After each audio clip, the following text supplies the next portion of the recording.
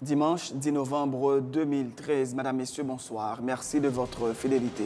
Bienvenue dans ce nouveau numéro de Pulsation Week-end. À la une de l'actualité, les sénateurs sont convoqués en séance extraordinaire ce lundi 11 novembre pour statuer sur la loi sanctionnant le blanchiment des capitaux et le financement du terrorisme haïtien pour des sanctions internationales si le texte déjà voté à la Chambre des députés n'est pas ratifié au grand corps avant le 16 de ce mois, prévient le président du Sénat, Dieuseul Simon Bira. Aucun dialogue n'est possible avec le président Michel Martelly qui ne respecte pas les institutions et continue de violer la Constitution, selon Jean-Hénol Buteau de la direction politique du parti ACARO. Pour lui, le chef de l'État est en rébellion contre les valeurs républicaines et c'est un devoir citoyen de mettre fin à ce qu'il qualifie d'inacceptable. Anthony Barbier du Mopod fait remarquer que d'un côté, le chef de l'État prône le dialogue et de l'autre, il entreprend diverses initiatives pour en compromettre le processus. Le Premier ministre et le chef de l'État restent ouverts et ont prouvé leur volonté de dialoguer, rétorque Dr Karl Murat-Cantave, conseiller du chef du gouvernement et secrétaire général de Haïti en action. L'initiative citoyenne s'apprête à déposer une plainte contre les directeurs départementaux de la PNH, de l'Éducation nationale et le délégué départemental du Nord. Ces autorités régionales sont accusées de n'avoir pas porté assistance aux élèves des lycées Boukman et Philippe Guerrier, victimes d'une attaque au gaz lacrymogène le lundi 8 octobre dernier. À l'étranger, pas d'accord sur le nucléaire iranien après 3 jours d'intenses négociations à Genève entre les autorités iraniennes et les dirigeants occidentaux. Un nouveau round de discussion est prévu à partir du 20 novembre. Les Philippines à genoux après le passage du super typhon Haiyan. On parle entre 10 et 12 000 morts, suivant un bilan toujours provisoire. Plus de 480 000 personnes ont été déplacées. Dans l'actualité sportive, Rafael Nadal s'est qualifié pour sa deuxième finale du Masters de Londres en battant le Suisse Roger Federer en 2-7 ce dimanche. L'Espagnol tentera lundi en finale d'obtenir le seul titre qui manque encore à son riche palmarès. Madame, Messieurs, restez branchés pour le développement de ces titres et de bien d'autres.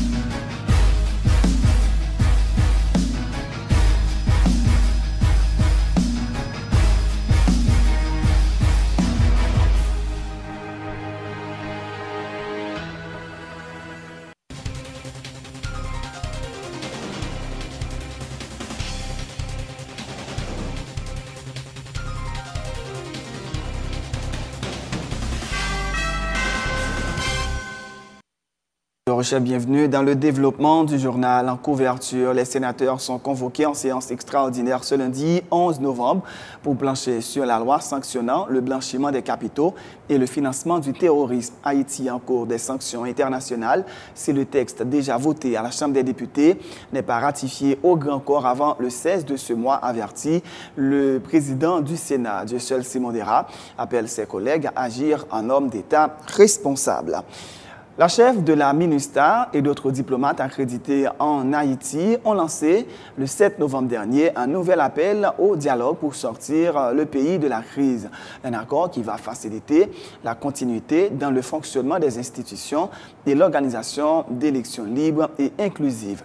Pour le parti ACARO, aucun dialogue n'est possible avec le président Michel Martelly qui, selon un membre de sa direction politique, ne respecte pas les institutions et continue de violer la Constitution. Jean-Hénol Buteau accuse le chef de l'État d'être en rébellion avec les valeurs républicaines. Il soutient que c'est un devoir citoyen d'entreprendre des activités pour mettre fin à ce qu'il qualifie d'inacceptable. Dr Buteau a tenu ses propos ce dimanche au magazine Sans détour de Marie-Lucie Bonhomme. Je peux dire que pour nous, dans ACARO, c'est un non-sujet. C'est quelque chose qu'on devrait débattre. Ce n'est pas encore un sujet, la question du dialogue. Mais de qui ça nous a de débattre là? De qui ça nous a de débattre? Nous croyons que un ensemble de faits, non seulement politiques, mais de caractère d'intérêt national, qui fait que la question de mandat pour nous autres dans ACARO, ce n'est pas une simple question de durée. Le mandat a un contenu. Et ce contenu se base sur un ensemble de respect, non seulement des institutions, non seulement de la Constitution aussi, mais aussi des intérêts nationaux. Nous croyons que l'ensemble de ce contenu a été bafoué, a été violé. Nous croyons que le mandat de M. Martelly, oui, a pris fin. L'IGN doit peut-être continuer présent en tant que... Bon, l'homme dit qu'il doit... C'est tout simplement une métaphore, oui, l'homme dit présent. Et présent. Mais en termes de substance, il n'en reste plus rien. On a le droit, je pense qu'on a le droit, nous autres, de nous opposer à qu'un officiel de l'État rentre dans un niveau de rébellion aussi criante, aussi irrespectueuse des valeurs et des institutions nationales républicaines. Donc il n'est pas question pour nous de dialoguer, ce serait dialoguer réellement avec l'inacceptable. Docteur Buto, il y a des gens qui attendent là, ah, docteur Buto, il pour chambardement. Mon chambardement, théoriquement, ça doit faire peur. Et moi-même, tout le fait peur. Si c'est dans ce sens où on pose des questions. Même pas quoi que la rupture d'un ordre inacceptable nécessaire. Au contraire, ce n'est pas une question de guerre, ce n'est pas une question de remettre la guerre du tout, du tout. Ce n'est pas une question de ne pas remettre la paix. Mais il arrive que lorsque un régime démontre non seulement irrespect des valeurs, des institutions, de la Constitution, de la loi, des règlements et je dirais même des intérêts nationaux, ceux qui ont un petit souci pour les intérêts nationaux doivent se lever et c'est un devoir national, c'est un devoir citoyen de justement promouvoir ce mouvement citoyen qui peut mettre fin à l'inacceptable. Nous sommes très fiers et nous sommes responsables dans la CAO de nous dire paroles ça, nous faire réunion, c'est pour parole nous dire en l'air. C'est également l'avis d'Anthony Barbier du mouvement patriotique de l'opposition démocratique. Il fait remarquer que d'un côté, le chef de l'État prône le dialogue et de l'autre, il entreprend diverses initiatives pour en compromettre le processus. Pour lui, le dialogue devrait plutôt se faire entre les différentes forces démocratiques qui doivent conjuguer leurs efforts pour sortir le pays du bourbier. Anthony Barbier était également à Sans Détour. Nous avons un pouvoir vraiment qui n'est pas bon, docteur Kataf. Et son pouvoir, et dialogue, dialogue, le moment où on dit dialogue, là, c'est le moment où la parité, un avocat à 10 heures du soir. Mais en fait, enlevé, parce qu'elle pas arrêté. Il prend, il capte la lavel. Il dit, c'est pour la fouiller machine, dit, bon, là, aller avec avocat, il quitte machine. Donc, il enlevé.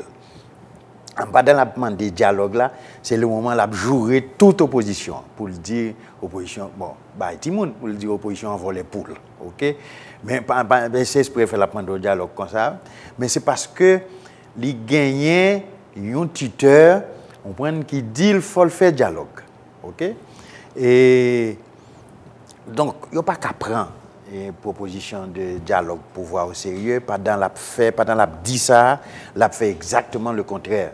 Docteur Buto, d'accord avec elle, je ne sais pas qui gens pour dialoguer avec le pouvoir tête Kalia. Parce que son pouvoir sont menti tout le temps. Par contre, je pense que c'est extrêmement important et urgent okay, que les forces démocratiques cherchent un côté pour chita, pour parler, pour dialoguer entre eux, pour nous connaître qui j'en a sorti pays à l'embourbouiller ça à côté de Docteur Karl Murat-Cantave, conseiller du Premier ministre Laurent Lamotte et secrétaire général de Haïti en Action, lui aussi invité à Sans Détour, soutient que ce n'est pas la logique de la confrontation qui conduira le pays sur de bons rails, mais celle du dialogue. Il affirme que le Premier ministre et le chef de l'État restent ouverts et ont prouvé leur volonté de dialoguer. Le dialogue, suivant Dr Bito, est un non-sujet. Vous croyez? Le dialogue avec le pouvoir. Le dialogue avec le pouvoir, c'est un non-sujet. Je ne comprends pas. Je ne comprends pas. Pourquoi le dialogue est un non-sujet? Moi, des belligérants en guerre, ils chita ensemble. Pendant que Zam a tiré, ils ont dialogué. Mais nous sommes tous des Haïtiens. Nous avons un pays à sauver. Nous avons un pays à placer sur les rails du progrès, sur les rails de la dignité. Nous avons nos enfants qui ont besoin de bonnes universités. Mais si confrontation, il a privé qu'on y est là, empêcher que Haïti avance. Mais je pense que la voie du dialogue, c'est la meilleure des voies à choisir.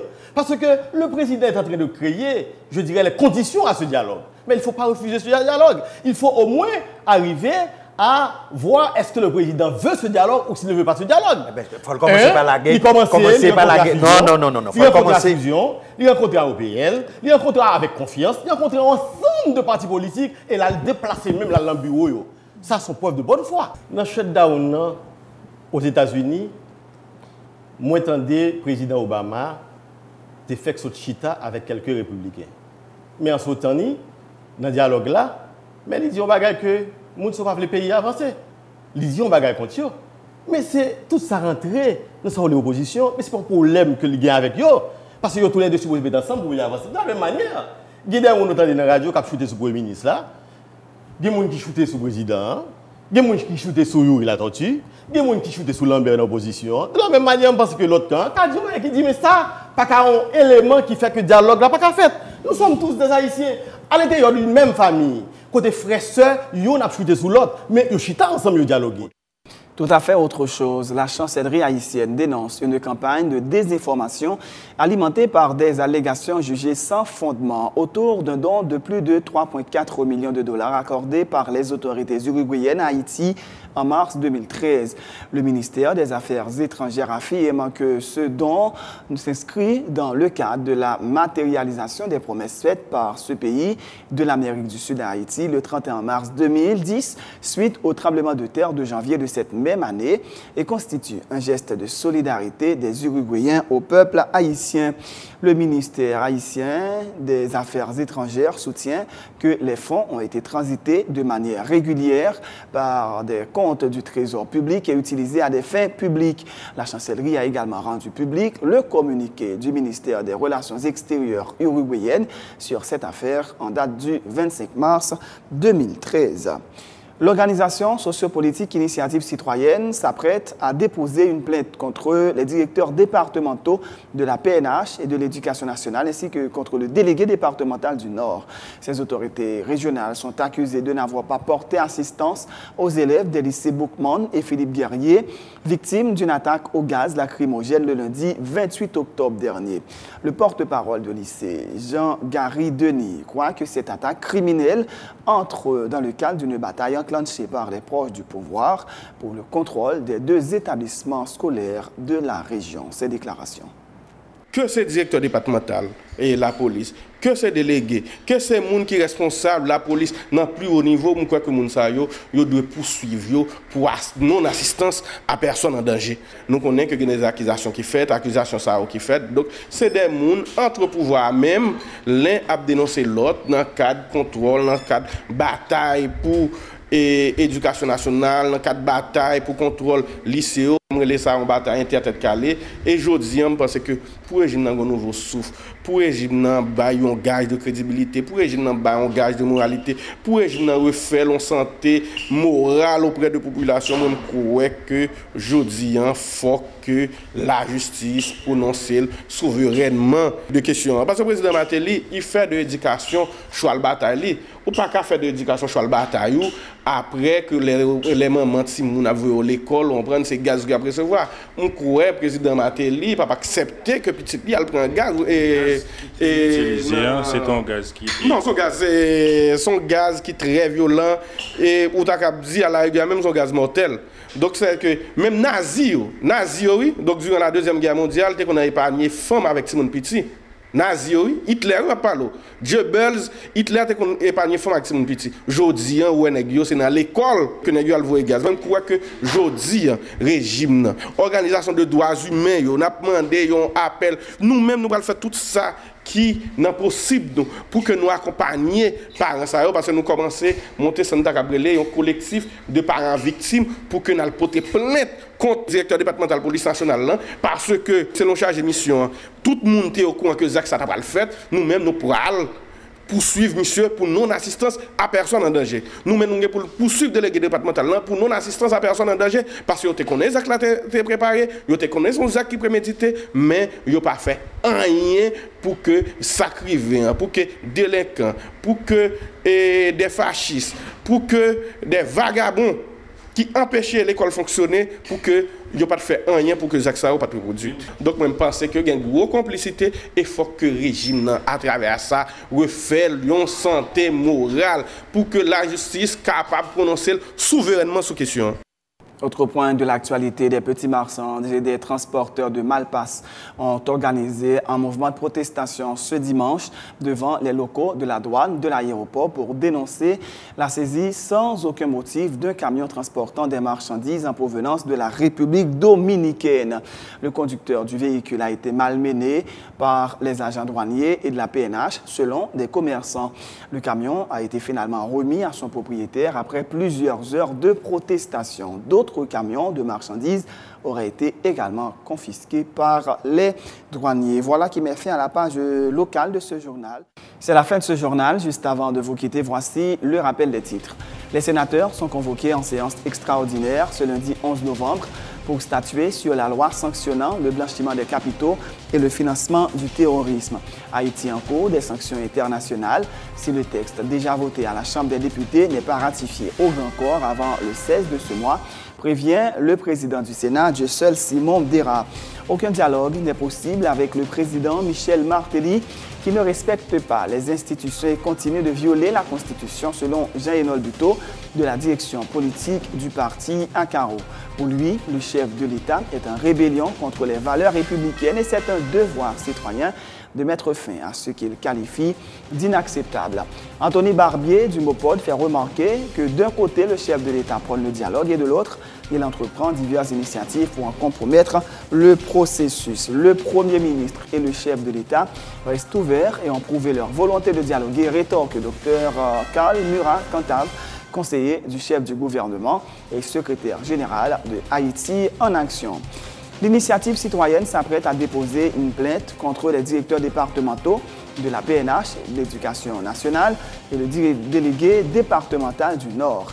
Ces autorités régionales sont accusées de n'avoir pas porté assistance aux élèves des lycées Boukman et Philippe Guerrier, victimes d'une attaque au gaz lacrymogène le 28 octobre dernier. À l'étranger, pas d'accord sur le nucléaire iranien après 3 jours d'intenses négociations à Genève entre les autorités iraniennes et les dirigeants occidentaux. Un nouveau round de négociations est prévu à partir du 20 novembre. Les Philippines à genoux après le passage du super typhon Haiyan. On parle entre 10 et 12 000 morts suivant un bilan toujours provisoire. Plus de 480 000 personnes ont été déplacées. Dans l'actualité sportive, Rafael Nadal s'est qualifié pour sa deuxième finale du Masters de Londres en battant le Suisse Roger Federer en 2-7, 7-5, 6-3 ce dimanche. L'Espagnol tentera lundi en finale d'obtenir le seul titre qui manque encore à son palmarès. C'est la fin de ce journal. Merci de l'avoir suivi. Bonne suite de programmes sur Télé Pluriel.